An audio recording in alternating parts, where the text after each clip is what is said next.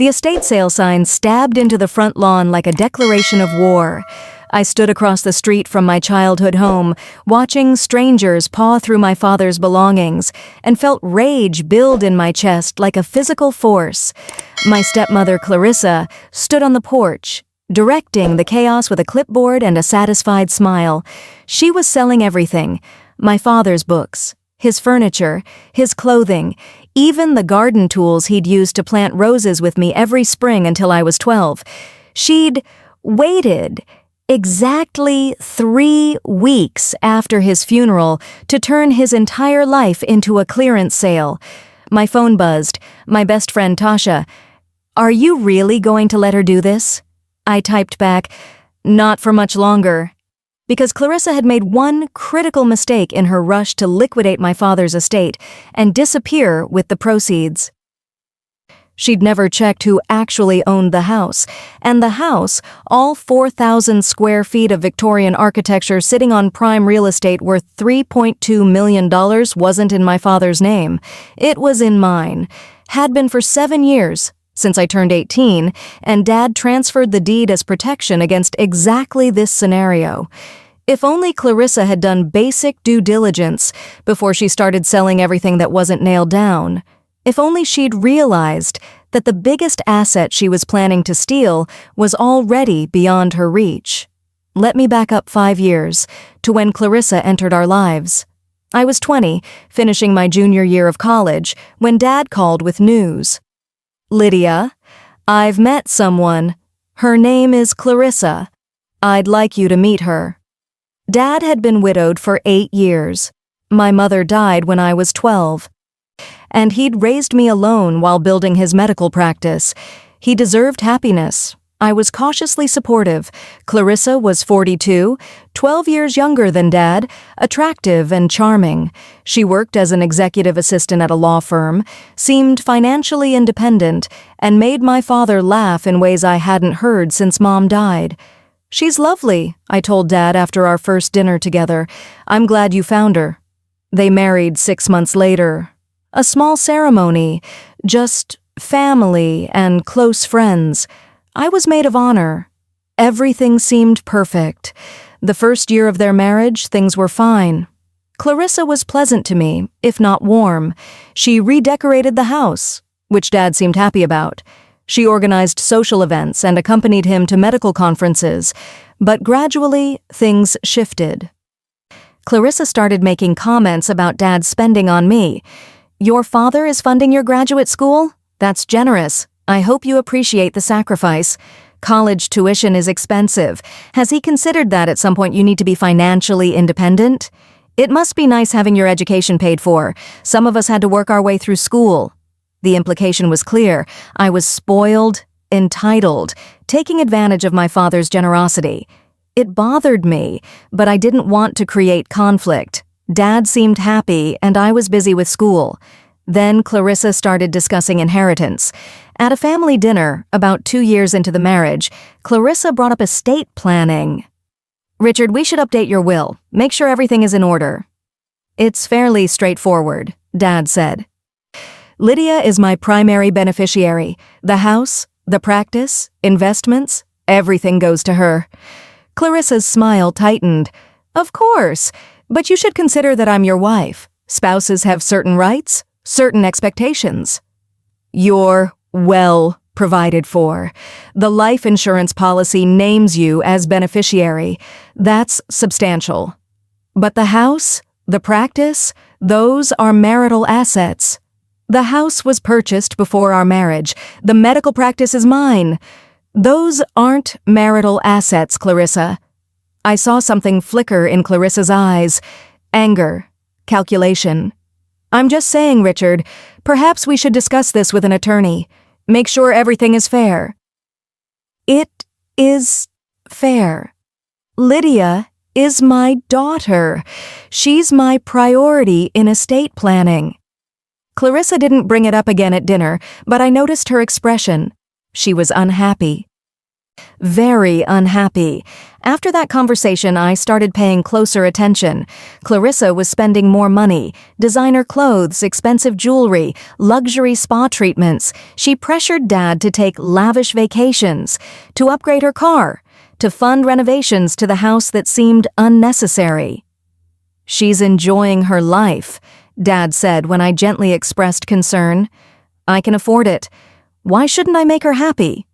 Just make sure she's not taking advantage." "Lydia, that's unfair. Clarissa loves me. She's not a gold digger." But I wasn't so sure. I started documenting things. Credit card statements Dad left out, receipts for expensive purchases, conversations I overheard about Clarissa researching estate law and spousal inheritance rights. I didn't want to be paranoid, but something felt wrong. 3 years into the marriage, Dad had a health scare, a minor heart attack, frightening but not life-threatening. He recovered well, but it shook him. "I need to make sure everything is in order," he told me, "just in case." "Dad, you're going to be fine." "Probably, but I want to be careful. Lydia, I need to tell you something." We met at a coffee shop away from the house and Clarissa. Dad looked tired, older than his 54 years. "I've been thinking about the house. I put it in your name 7 years ago, remember? When I turned 18, for estate planning. Also, as protection. Your mother and I bought that house together. It was her home, too. I wanted to make sure it would stay in the family, that you'd have it regardless of what happened in my life. Okay? Clarissa doesn't know the house is in your name. I never told her. And I want to keep it that way. Why? Because I don't trust her motivations anymore. She's been pressuring me constantly about inheritance. She wants me to change my will, to give her more. She even suggested I sell the medical practice and retire early so we could enjoy the money together. That's a red flag. I know. And Lydia, if something happens to me, I need you to protect yourself. Clarissa will try to take everything she can. Don't let her. The house is yours. Legally, indisputably yours. She can't touch it. Dad, this is morbid. It's necessary. Promise me you'll protect what's yours. I promised. At the time, I thought Dad was being overly cautious, perhaps influenced by the health scare. But he was right to worry. 2 years later, at 56, Dad died suddenly, a massive heart attack while at the office. He was gone before the ambulance arrived. The grief was crushing. Dad was my only parent, my biggest supporter, my closest family. Losing him felt like losing ground beneath my feet, but I didn't have time to properly grieve. Because 48 hours after Dad's death, Clarissa started executing her plan. The day after the funeral, Clarissa asked me to meet at the house for a family discussion. I arrived to find Clarissa sitting at the dining room table with an attorney I didn't recognize. "Lydia, this is Gerald Moss. He's helping me handle your father's estate." I thought Dad had an estate attorney, Frank Sullivan. Frank is expensive. Gerald is more practical. That should have been my first warning. "What's this about?" "We need to discuss disposition of assets. Your father's will is straightforward. As his widow, I inherit the house and primary assets. You receive a cash bequest of $100,000. I stared at her. That's not what Dad's will says. It's what the will executed 2 months ago says. She slid a document across the table. I read it carefully. It was dated 8 weeks before Dad's death. It left Clarissa the house, the medical practice, and the majority of liquid assets. I received $100,000 and some personal effects. This isn't Dad's will. He would never... Your father and I discussed this extensively. He wanted to provide for his wife. That's normal, Lydia. You're young, employed, capable. I'm older and need security. This is fraud. It's a legal document, properly executed and witnessed. Gerald has verified its validity. I looked at Gerald Moss. He had the expression of someone who'd been hired to provide legal cover for unethical behavior. I want to see the witnesses. That's not necessary. I want to see who witnessed this will. I want to verify that Dad actually signed it, because this doesn't match anything he told me about his estate planning." Clarissa's expression hardened. "You're being difficult. Your father left you a generous bequest. Accept it and move on. Or we can contest this through probate court, which will be expensive for both of us and delay everything. Is that really what you want?" I left that meeting knowing Clarissa had forged or coerced the will, but I also knew something she didn't. The house was already mine. That night I called Frank Sullivan, Dad's actual estate attorney. "Frank, my stepmother just showed me a will dated 8 weeks ago that I've never seen. Can you verify it?" "Lydia, I have your father's will here. It was last updated 3 years ago. It leaves you the medical practice, all investments, and personal effects. Clarissa gets the life insurance payout, which is $500,000. She's showing me a completely different document. That's concerning. May I see it?" I sent Frank a copy. He called back within an hour. "Lydia, this is fraudulent. The signature looks similar but isn't quite right. The witnesses are names I don't recognize, possibly fabricated. This would never hold up in probate court. What should I do?" "File the legitimate will for probate immediately. Challenge the document Clarissa presented, and Lydia, be careful. If she's willing to forge a will, she's desperate. Desperate people are dangerous." I filed the legitimate will the next day. Clarissa was furious when she found out. She called me screaming, "You're contesting your father's wishes. How dare you?" "I'm executing his actual wishes. The will you showed me is fake, and you know it. It's real. You're just greedy," says the woman who tried to steal my inheritance 48 hours after my father died.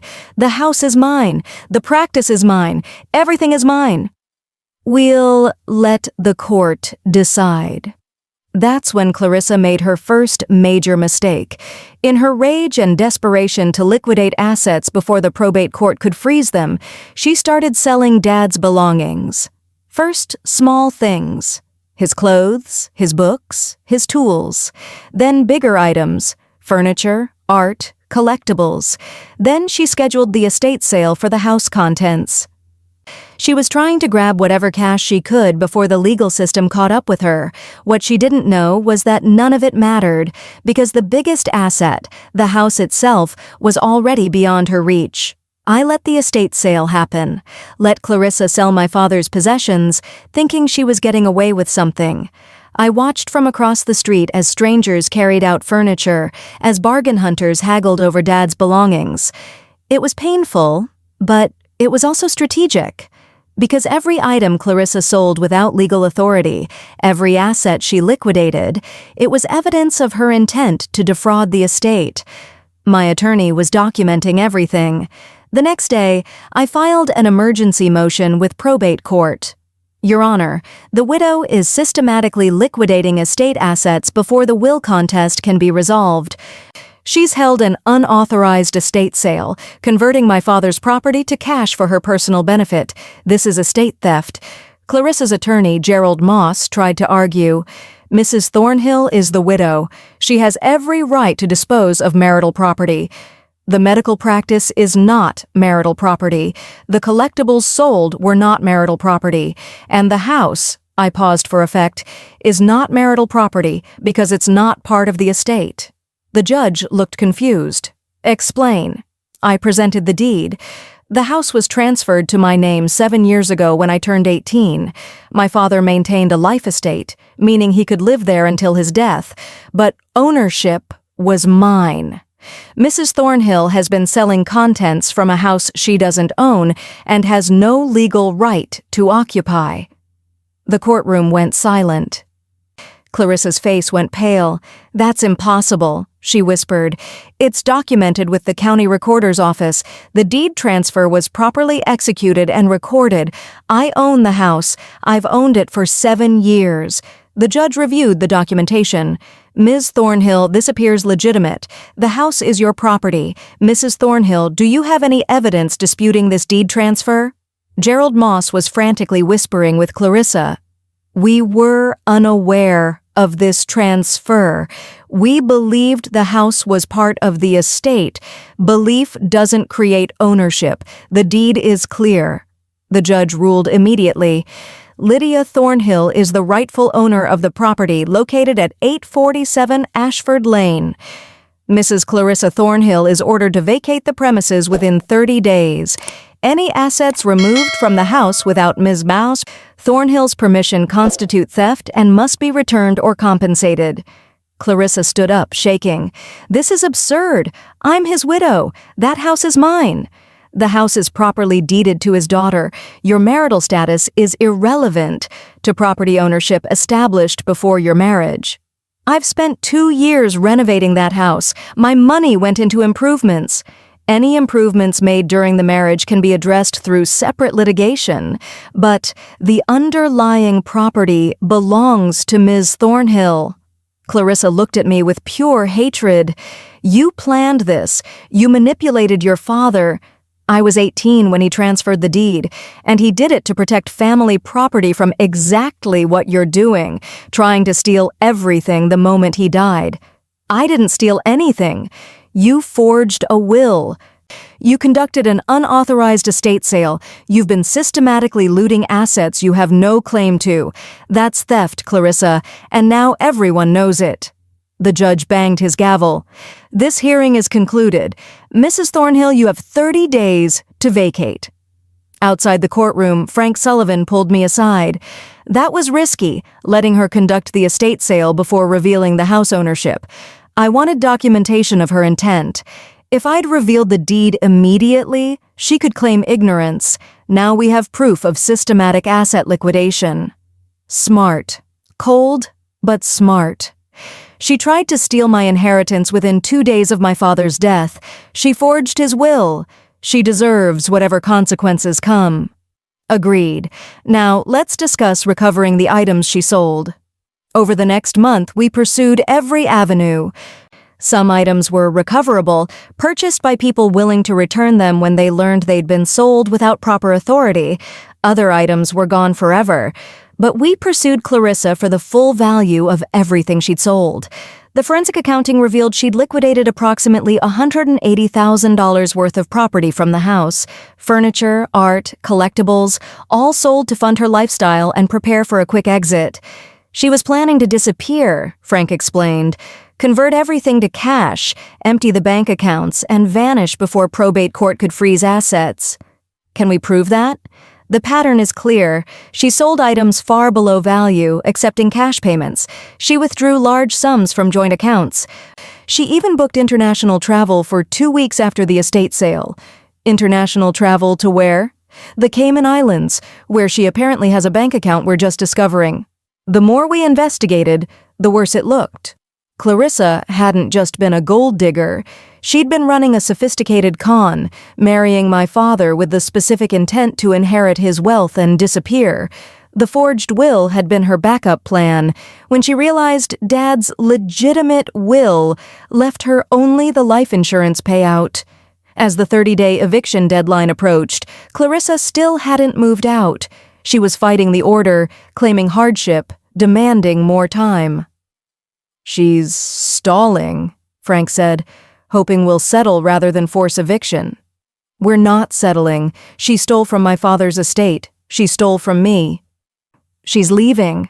She's also hired a PR firm. She's telling anyone who'll listen that you're a cruel daughter who threw your grieving stepmother out on the street.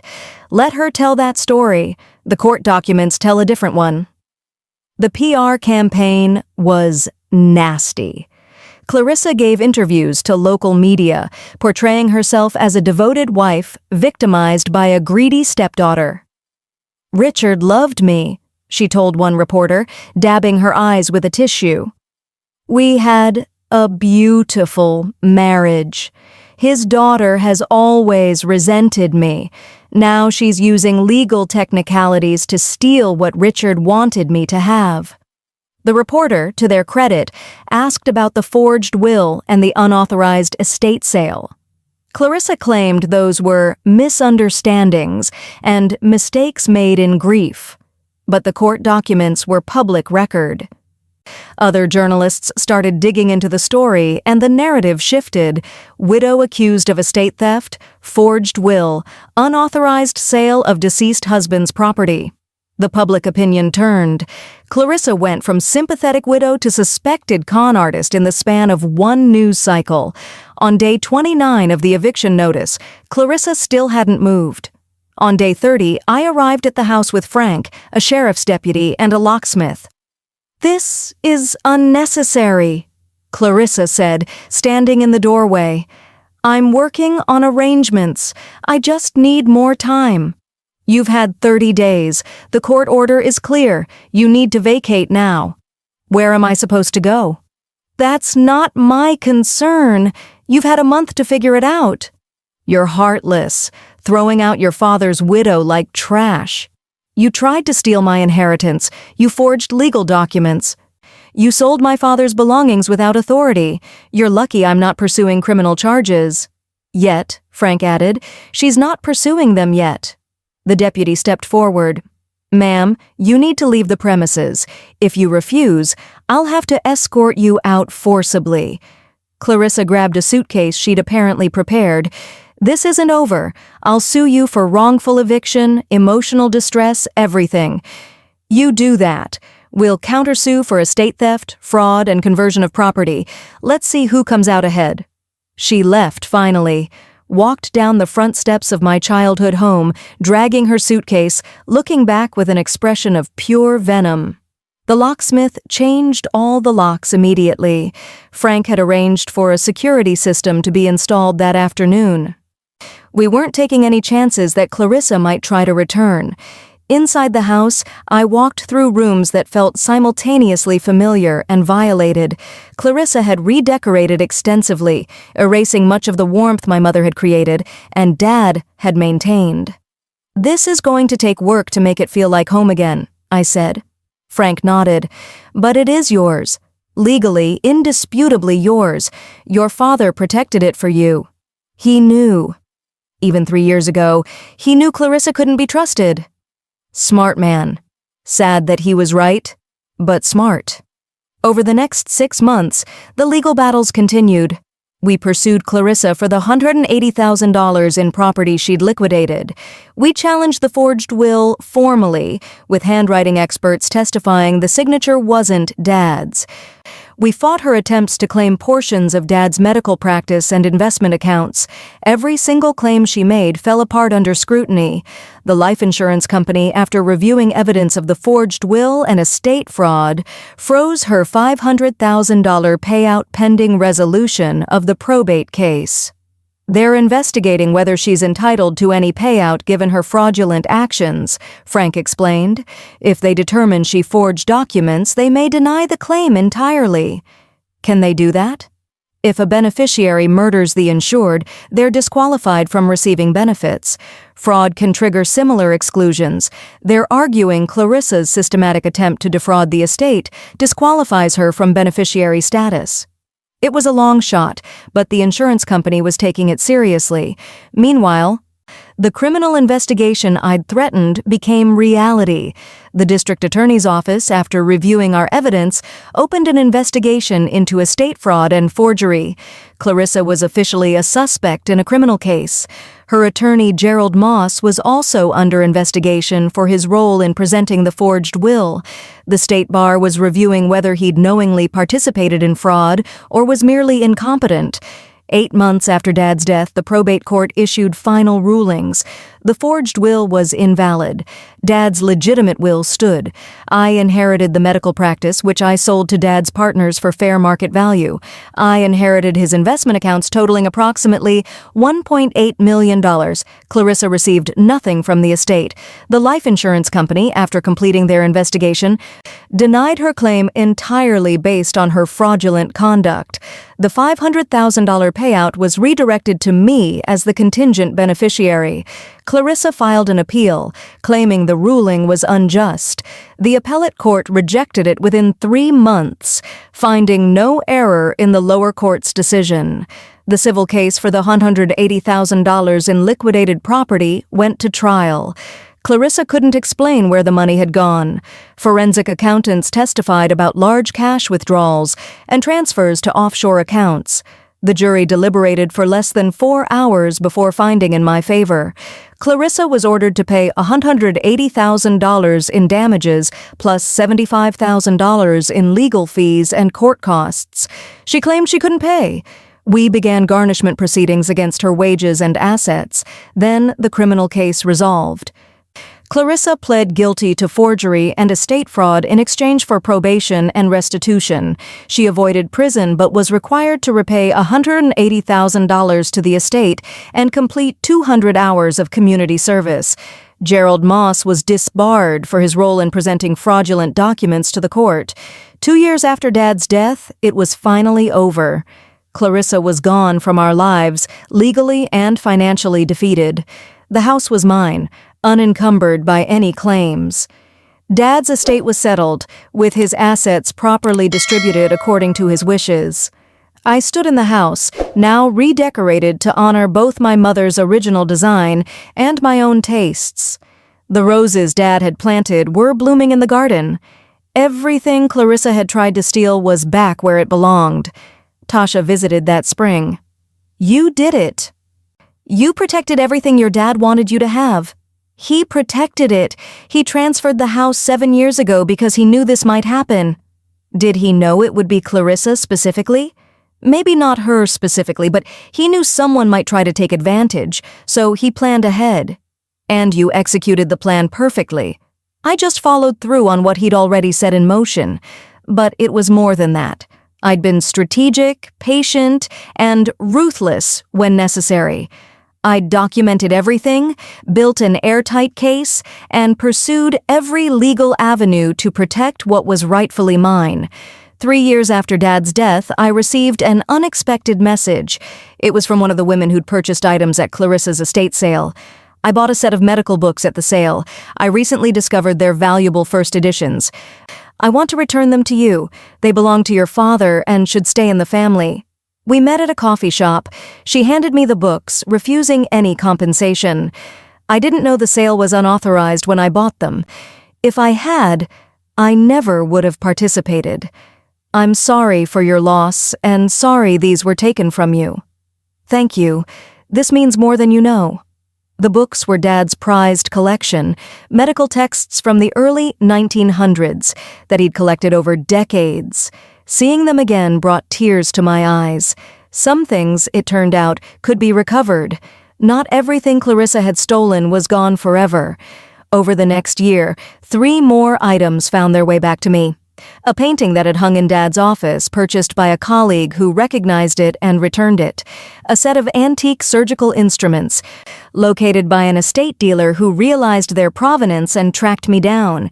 A pocket watch that had belonged to my grandfather, sold by Clarissa for $50 and bought by an antique collector who eventually researched its history. Each return felt like a small victory, the universe correcting what Clarissa had disrupted. 4 years after Dad's death, I was doing well. The money from Dad's estate was invested wisely. The house was maintained beautifully. I'd even started a relationship with someone who understood my complicated family history and supported my need to protect what Dad had built.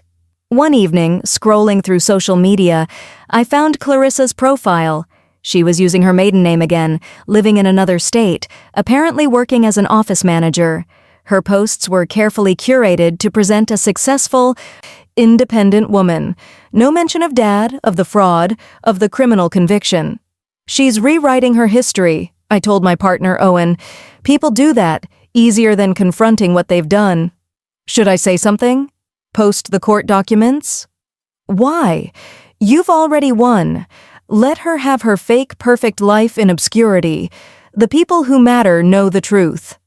He was right. I'd won completely. Clarissa had lost everything. The house, the inheritance, her reputation, her law career. No one would hire her after the fraud conviction. I had no reason to pursue her further, but I did make one decision. I created a detailed document outlining everything Clarissa had done.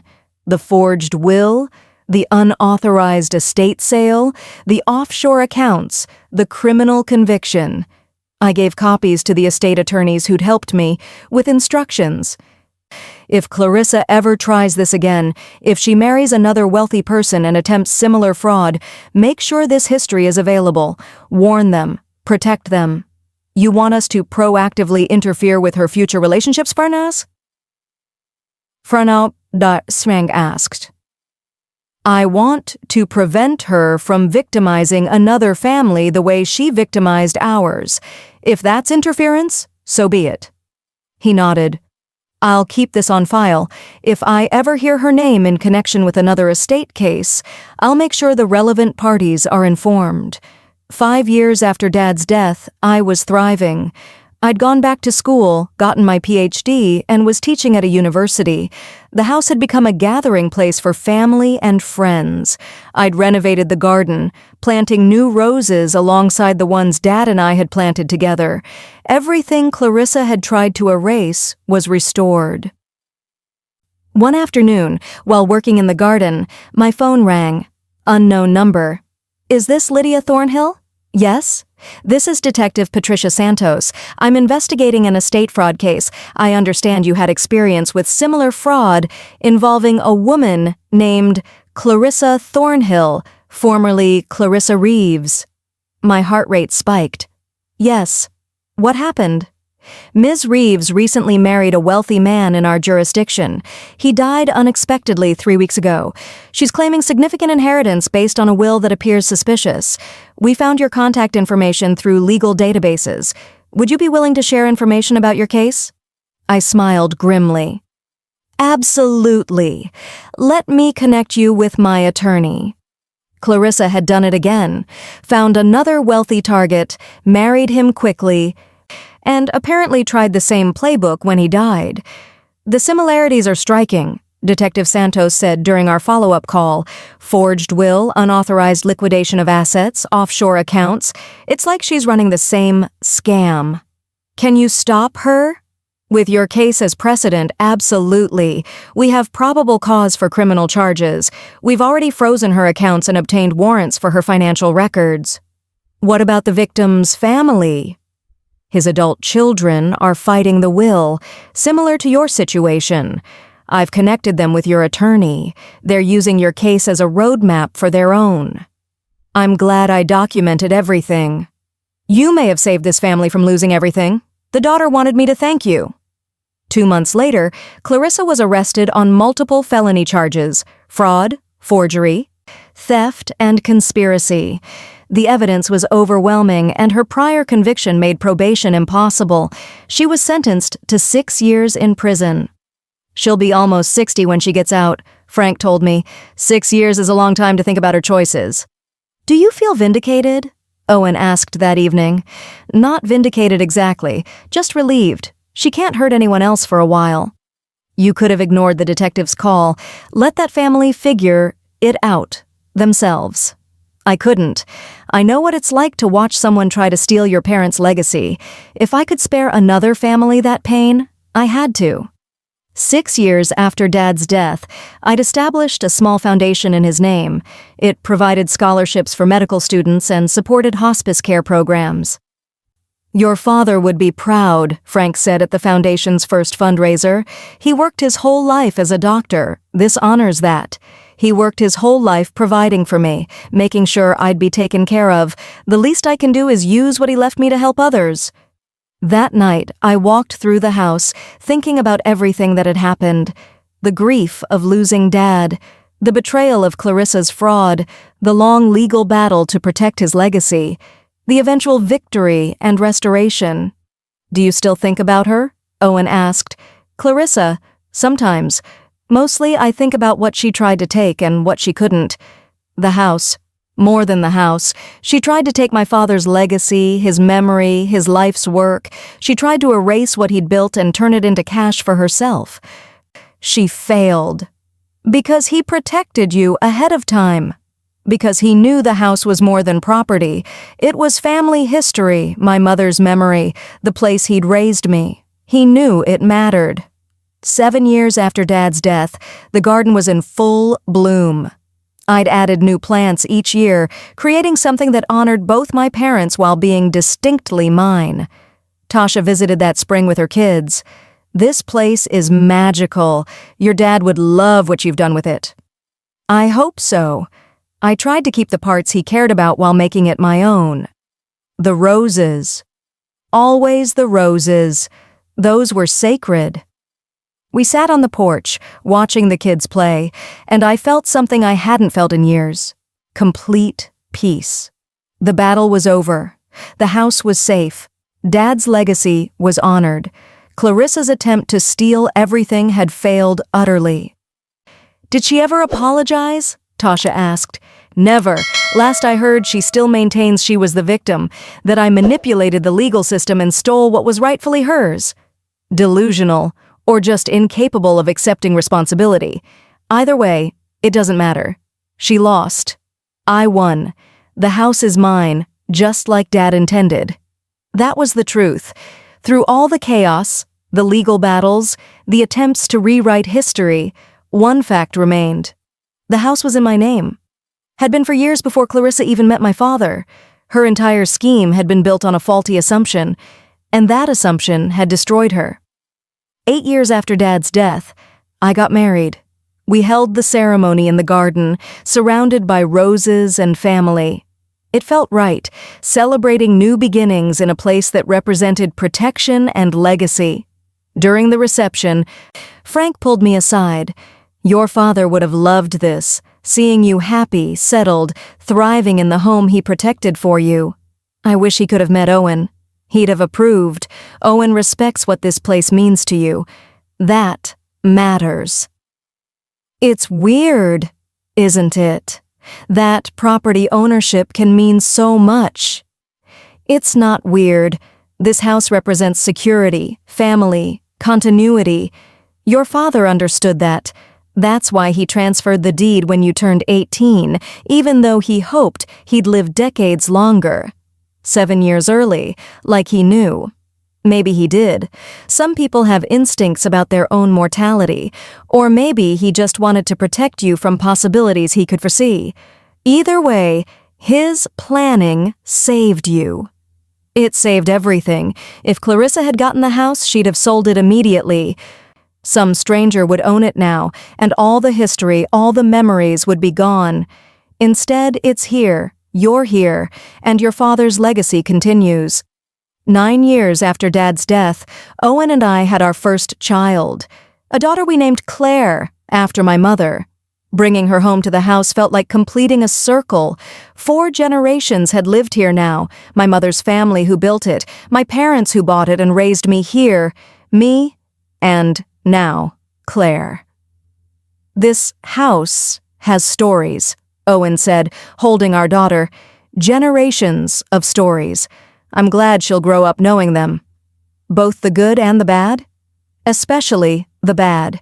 She should know that sometimes people try to take what's yours, and that you can fight back and win." 10 years after Dad's death, I received a letter from prison. Clarissa. I almost threw it away unopened, but curiosity won.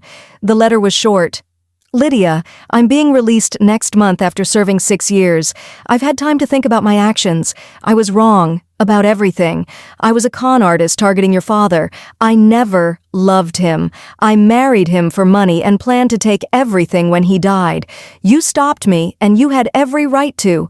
I'm not asking for forgiveness. I just wanted you to know that your father was a good man who deserved better than me. And you were a good daughter who protected his legacy. I'm sorry for the pain I caused. I'll never contact you again. Clarissa." I read it 3 times, trying to determine if it was genuine or another manipulation. "What do you think?" I showed Owen. "It sounds honest, but she's lied before." "She has. Multiple times." "Are you going to respond?" "No.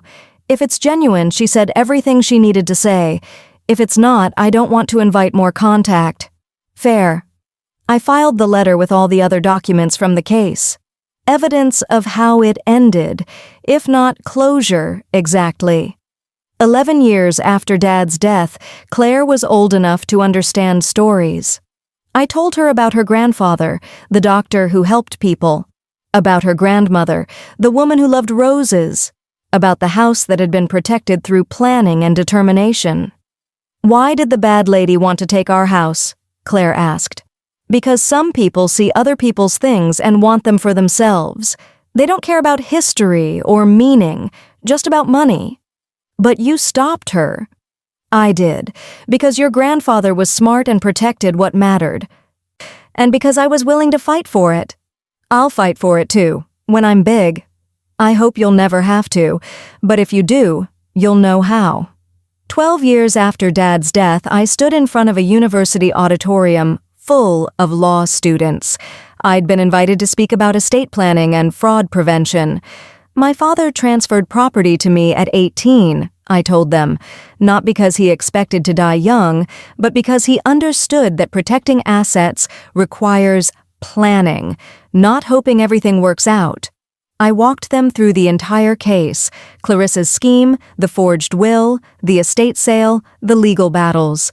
The moment she sold my father's belongings without authority, she committed multiple crimes, but she didn't know the biggest asset wasn't even in the estate. "Why didn't you tell her immediately?" a student asked. "Because I wanted documentation of her intent. If I'd revealed the house ownership right away, she could have claimed ignorance. Instead, I let her demonstrate exactly what she planned to do: liquidate everything and disappear." Was that ethical? Was it ethical for her to forge my father's will and steal his belongings? I let her actions speak for themselves. Then I responded accordingly. After the lecture, several students approached with their own family stories. Estates destroyed by greedy relatives, inheritance stolen through fraud, families torn apart by money. "What's your advice?" one young woman asked. "How do we protect ourselves?" "Document everything. Trust your instincts, and if someone shows you who they are, believe them the first time. My father didn't trust Clarissa with the house. That instinct saved my entire inheritance. 13 years after Dad's death, the house needed significant repairs. The roof, the foundation, the old Victorian systems were showing their age. "We could sell," Owen suggested gently. "Buy something new, easier to maintain." "No. Lydia, I understand this place means a lot to you. It's not about sentimentality. It's about what my father fought to protect, what I fought to keep. Selling it would be surrendering." Surrendering to what?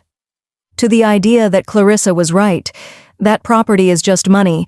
That family history doesn't matter. That everything can be reduced to cash and convenience. Owen nodded slowly. "Okay. Then we renovate. We make it last another 100 years." We spent the next 18 months on restoration, carefully preserving the original architecture while updating the systems. It was expensive, exhausting, and worth every moment. When it was finished, the house looked much as it had when my parents first bought it. Victorian charm with modern functionality. A bridge between past and future. "Your dad would approve," Tasha said during the reopening party. "I hope so. I tried to honor his vision while making it work for our family." "You did more than that. You saved it. Literally saved it from being destroyed by someone who saw it as nothing but an asset to liquidate." She saw everything that way. My father's life, his work, his possessions, all just items on a balance sheet. And you saw them as pieces of a person's legacy. That's the difference. 15 years after Dad's death, Claire asked me about inheritance. "Mama, when you die, will this house be mine? Do you want it to be?" "I think so. It's where you grew up, where I'm growing up. It feels important." "It is important. And yes, one day it will be yours. I've already set up the legal structure to make sure it transfers smoothly." "Like Grandpa did for you?" "Exactly like that, protecting what matters before problems arise." "What if I get married and my husband tries to take it?" I smiled at her 9-year-old understanding of the world. "Then you'll be prepared. You'll know your rights, know the law, and know how to fight back." "Did Grandpa teach you that?" He taught me that planning matters, that protection matters, that some things are worth fighting for. I'll remember. 16 years after Dad's death, I received news that Clarissa had died. Heart attack at 62. She'd been working as a retail clerk, living in a small apartment, alone. "How do you feel?" Owen asked. "I don't know. She tried to destroy my life, but she also failed completely. There's nothing left to feel." No satisfaction that karma caught up with her? Maybe a little, but mostly just relief that she can't hurt anyone else. Should we tell Claire? Not yet. When she's older, she'll need to understand the full story. But for now, let her just enjoy the house, without knowing how close we came to losing it. That evening, I walked through the rooms, thinking about everything that had happened. Clarissa's 5-year marriage to my father, her systematic planning to steal his wealth, the forged will and unauthorized estate sale, the 2-year legal battle, the criminal convictions and prison time, her second attempt at the same con, her eventual death in obscurity, all because she'd made one critical miscalculation, assuming the house was in my father's name when it had been mine all along. 17 years after Dad's death, a journalist writing a book about estate fraud contacted me. "Your case is fascinating," she said, "a textbook example of how advanced planning can protect assets from bad actors. Would you be willing to be interviewed?" "What's the focus of the book?" "Estate fraud, particularly in second marriages. How predatory spouses target widows and widowers, marry quickly, and then systematically steal from the estate when their partner dies. It's more common than people think. Much more common. Your case is unique because your father's planning prevented it. Most families aren't so fortunate." I agreed to the interview. Over several hours, I walked the journalist through everything: how Clarissa had targeted my father, her gradual escalation of spending, her pressure about the will, the forged documents, the estate sale, the legal battles. "What made you suspicious initially?" she asked. Her questions about inheritance, the way she viewed everything as a transaction. She never talked about my father with genuine affection, only about what they could buy together, where they could travel. "And your father noticed this?" "Eventually. That's why he never told her about the house deed. He knew she couldn't be trusted with that information. His planning saved you hundreds of thousands, maybe millions of dollars. It saved more than money. It saved my father's legacy, my childhood home, my family's history. Those things are priceless." The book published the following year. The Inheritance Scheme, How to Protect Your Estate from Predatory Spouses, featured my story prominently. The publicity generated hundreds of messages, people sharing their own stories of estate theft, asking for advice, thanking me for speaking publicly. 18 years after Dad's death, I created a nonprofit organization, the Estate Protection Foundation. It provided legal resources for families fighting estate fraud, education about protective planning, and advocacy for stronger estate laws. "You've turned your experience into something that helps others," Frank said at the launch event. "Your father would be proud. He taught me that planning matters. This just extends that lesson to people who need it." "How many families have you helped so far?" 43. 43 families who were facing similar fraud schemes and needed guidance to protect themselves. 43 families who didn't lose everything because you shared your knowledge. That's the goal. The foundation grew steadily. We built a database of fraudulent actors, shared information with estate attorneys, and developed model legislation to strengthen protections against estate theft. "You've become an expert in this," Owen observed. "Reluctant expert. I didn't choose this specialty. It chose me when Clarissa targeted my family. Still, you've made something positive from something terrible. That's all we can do. Take the bad things that happen and try to prevent them from happening to others." 19 years after Dad's death, Claire asked to see the legal documents from the case. "I want to understand what happened. Really understand, not just the simplified version you've told me. Are you sure? Some of it is ugly." "I'm 15, Mom. I can handle ugly." We spent an evening going through everything: the forged will, the estate sale receipts, the court rulings, the criminal conviction. She was evil, Claire said finally. Not evil, opportunistic. She saw vulnerable people as targets and exploited them. That's evil. Maybe, but it's important you understand she wasn't some cartoon villain. She was a real person who made terrible choices. That's more frightening, actually.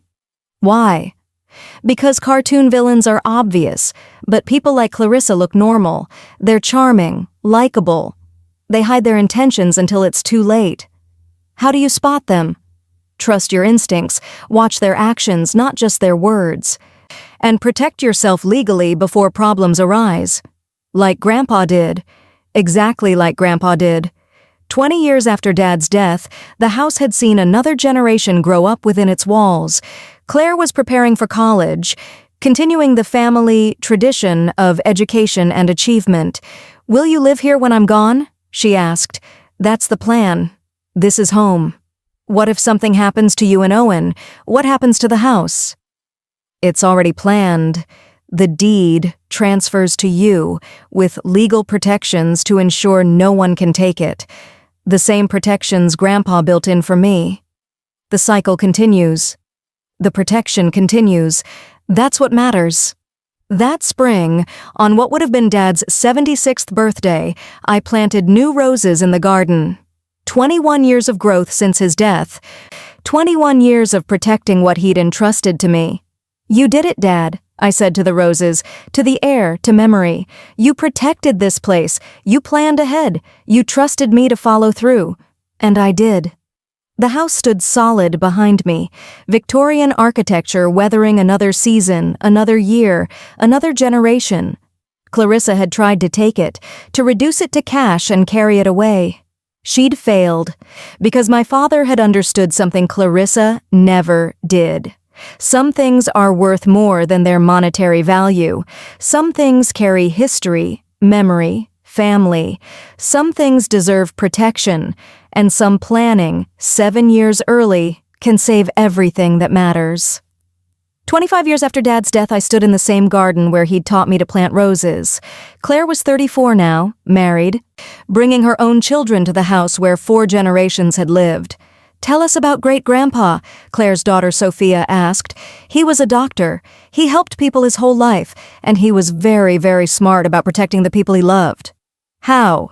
"He made sure that this house, this beautiful place where we're sitting right now, could never be taken away from our family, even when someone tried." "Who tried?" Claire intervened gently. "That's a longer story, sweetheart, for when you're older." But I knew that story would be told, just as I'd told it to Claire when she was ready. Each generation needed to understand not just the happy history, but the battles fought to preserve it.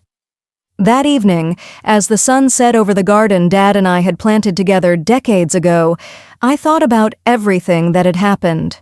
The grief, the betrayal, the legal battles, the victories, the years of restoration and protection. Clarissa had thought the estate sale was her jackpot. She'd thought she could liquidate my father's entire life and walk away wealthy. She hadn't known the house was mine, hadn't known Dad had protected it 7 years before she'd ever met him, hadn't known that her entire scheme was built on a faulty foundation.